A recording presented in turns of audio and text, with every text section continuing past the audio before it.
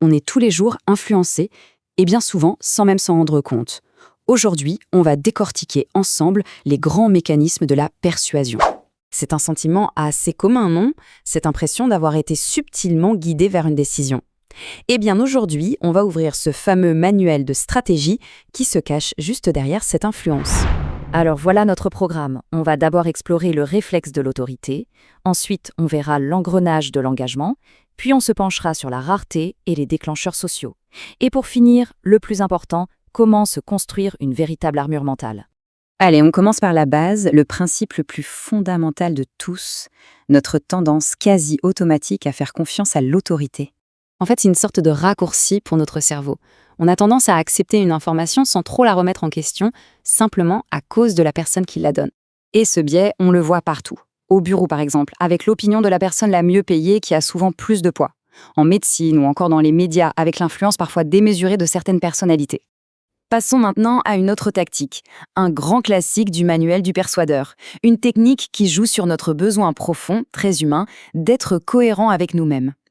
Alors comment ça marche? C'est tout simple. On commence par une toute petite demande, un truc facile à accepter. Une fois que le premier oui est obtenu, un engagement est créé. Et c'est là que la vraie demande, bien plus grande, arrive.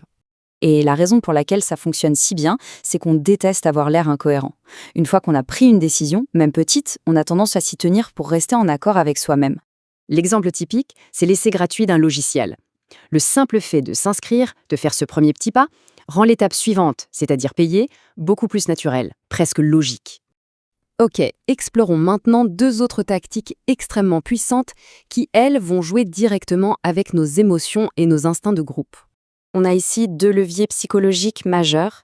D'un côté, la rareté, qui joue sur la fameuse peur de manquer quelque chose d'exclusif, et de l'autre, la preuve sociale, qui est plutôt liée à la peur d'être laissé de côté, de ne pas faire comme tout le monde.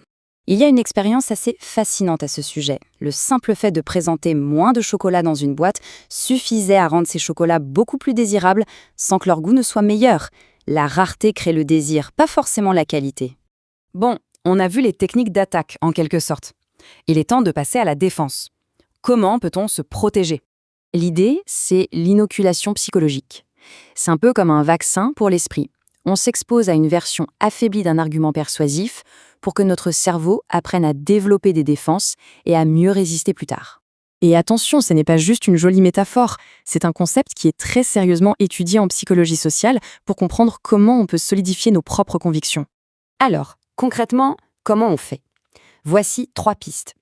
Toujours croiser ses sources, bien séparer le message de la personne qui le porte, et bien sûr, cultiver son esprit critique pour débusquer les arguments un peu bancals.